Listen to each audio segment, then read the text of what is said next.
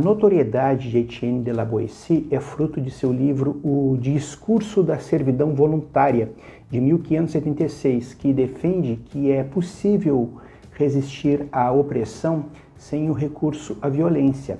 Para La Boétie, a tirania se desfaz sozinha, quando os indivíduos se recusam a aceitar a própria servidão.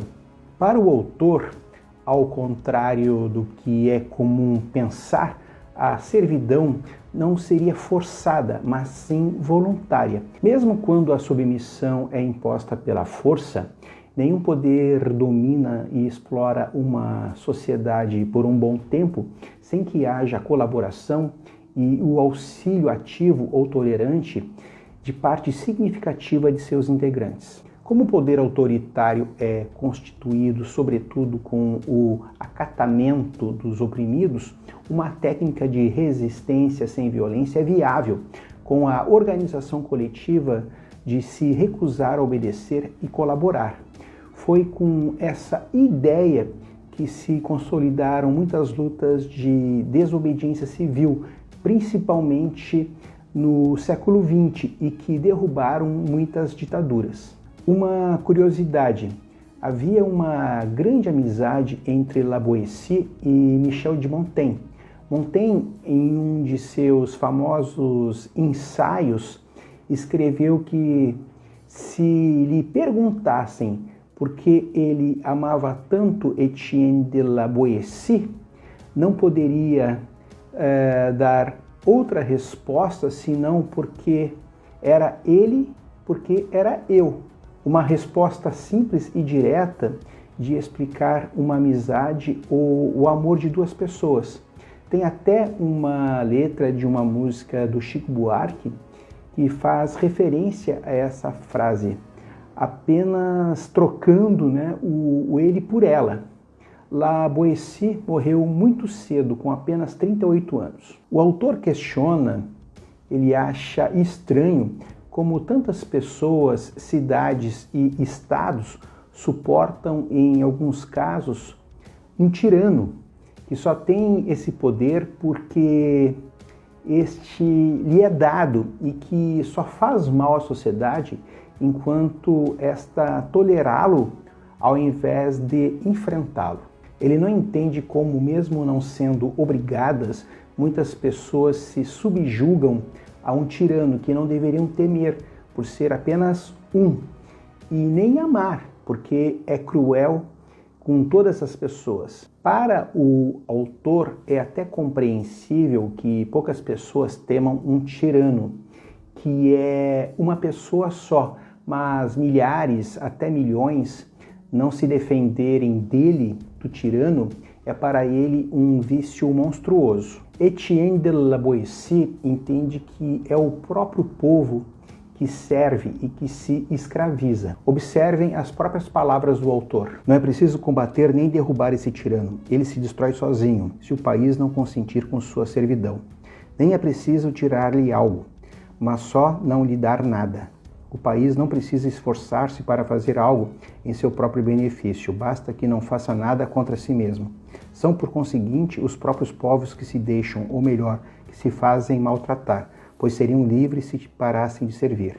É o próprio povo que se escraviza e se suicida quando, podendo escolher entre ser submisso ou ser livre, renuncia à liberdade e aceita o jugo, quando consente com seu sofrimento, ou melhor, o procura. É isso, os tiranos, quanto mais roubam, mais exigem, e quanto mais se dá a eles, mais eles destroem. Quanto mais servidos, mais fortes ficam, e isso é culpa, segundo o autor, da própria sociedade.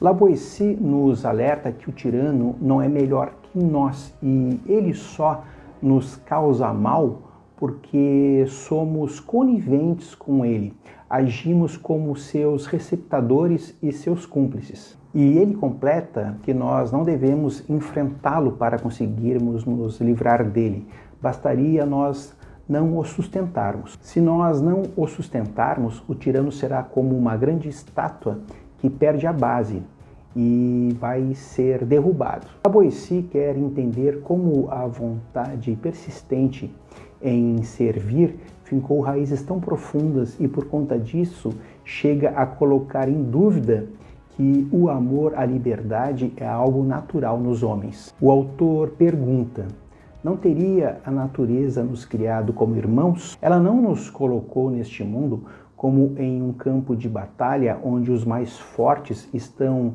autorizados a tiranizar os mais fracos. Se a natureza fez uns mais fortes e outros mais fracos, foi somente para que uns possam ajudar e outros receber ajuda, e assim se dar espaço à afeição humana. Não é natural, portanto, que alguém seja posto na condição de servidão. O natural é a liberdade. O ser humano nasce com ela e com ela vem a vontade de defender essa liberdade. Se o homem ainda duvida dessa condição, ele deve aprender até mesmo com os animais. Os animais, valha-me Deus, se os homens quiserem ouvi-los, lhes gritam: viva a liberdade! Muitos deles morrem assim que são capturados, como o peixe que para de viver logo que é tirado da água. Eles se deixam morrer para não sobreviver à perda de sua liberdade natural. Se os animais tivessem entre si algumas preeminências, fariam dessa liberdade sua nobreza. Outros animais, dos maiores aos menores, quando são capturados, opõem viva resistência com unhas, chifres, bico e pés, para manifestar o valor que dão ao que perdem. O autor lamenta que quando o povo é submetido, esquece tão profundamente a liberdade que não consegue mais despertar para reconquistá-la e serve tão satisfeito que quem vê diz que ele não só perdeu a liberdade, mas ganhou a servidão. No começo, lembra La Boétie, que quem serve, serve obrigado pela força, mas as gerações seguintes servem voluntariamente e servem contentes, porque não pensam que têm outros direitos e chegam a se convencer que sua condição de nascimento é a condição natural. A servidão, nesse caso, se torna o pior dos hábitos. O hábito que exerce em todas as coisas um poder irresistível sobre nós não tem em lugar nenhum força tão grande quanto a de nos ensinar a servir. Um bem natural, por melhor que seja, perde-se quando não é cultivado, e o hábito nos conforma sempre à sua maneira, apesar da natureza. As sementes do bem que a natureza coloca em nós são tão miúdas e frágeis que não podem resistir ao menor choque de um hábito contrário. Para La Boétie, a primeira razão, o primeiro motivo da servidão voluntária é o hábito, e dessa razão origina-se outra. Sob uma tirania, as pessoas se tornam covardes e fracas e assim perdem a coragem de lutar. E os tiranos, sabendo disso, sempre agem para tornar as pessoas cada vez mais frágeis e medrosas. Há, segundo La Boétie, uma inclinação natural do povo ignorante de desconfiar de quem o ama e acreditar naquele que o engana.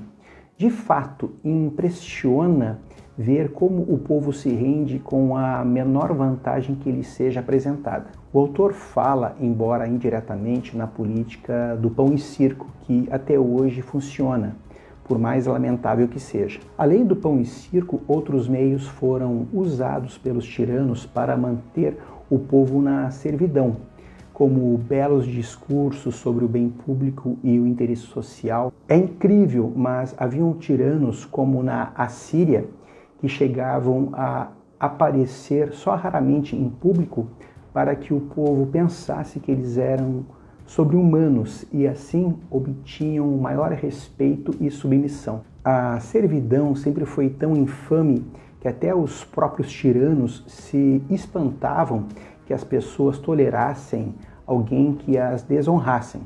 Para La Boétie, o tirano conta com cúmplices e são eles que garantem a dominação. Esses cúmplices são muito poucos, mas irradiam sua influência. Vai haver uma troca de favores entre tiranos e esses colaboradores. Eles são favorecedores dos tiranos e beneficiários de suas crueldades. eles dominam tão bem o seu chefe que ele se torna cruel para a sociedade, não só com suas próprias malvadezas, mas também com as desses cúmplices. Quando surge um tirano, tudo que há de pior se reúne em torno dele. Puxa-sacos, seres gananciosos, ávidos, ladrões, e eles vão dar o apoio necessário e também se tornar pequenos tiranos sob a direção do tirano maior. Já no final do livro, o autor diz que os auxiliares do tirano não podem confiar nele, porque o tirano se livra deles quando bem quiser, quando bem entender. Para o tirano não há limites, não há lei senão a sua própria vontade, e seus cúmplices são apenas colaboradores quando interessar, jamais seus amigos.